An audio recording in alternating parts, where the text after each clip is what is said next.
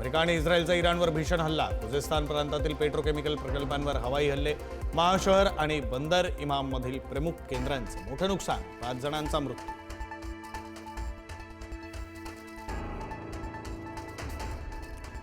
कुवेतच्या ऊर्जा प्रकल्पांवर इराणचा ड्रोन हल्ल्यानंतर तेल संकुलाला भीषण आग, तर शुवेख ऑइल सेक्टर कॉम्प्लेक्स आणि विमानतळावरील इंधन टाक्यांवर ड्रोनद्वारे हल्ला, ऊर्जा पायाभूत सुविधांचं नुकसान.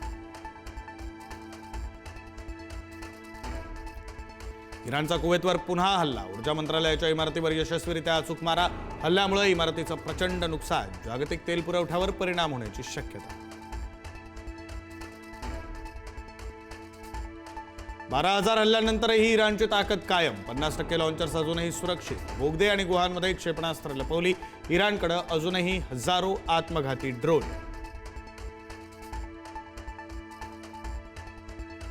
इराणनं 24 तासात अमेरिकेची 2 लढाऊ विमानं पाडली, F-15 आणि A-10 वॉर्थोग विमानाला इराणच्या गोळीबाराचा फटका, पाडलेल्या विमानातील एका अमेरिकन वैमानिकाचा शोध सुरू.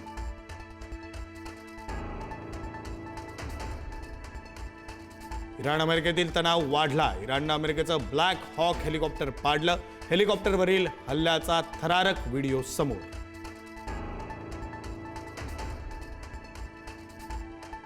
खरातच्या पत्नीनंतर आता मुलगाही फरार, तपास पथकाला न सांगता खरातचा मुलगा हर्षवर्धन शहरातून गायब, 2 दिवस चौकशीनंतर अचानक संपर्क बाह्य, तपासावर प्रश्नचिन्ह.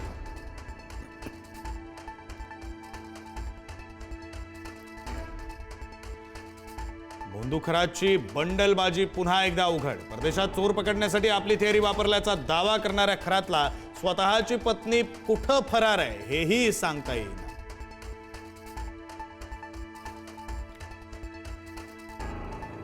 खरात प्रकरणामध्ये सोनोग्राफी सेंटर आणि डॉक्टर चौकशीच्या फेऱ्यामध्ये, गर्भपातासंदर्भात महत्त्वाची माहिती गोळा करण्यावर भर, महिला आणि पुरुष डॉक्टरांची सखोल चौकशी.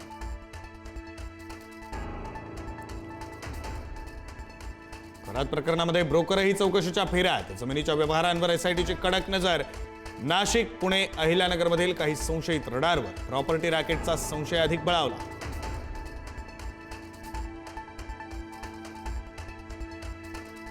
शिकूया AI ची क्रांती, चला करूया MSCIT.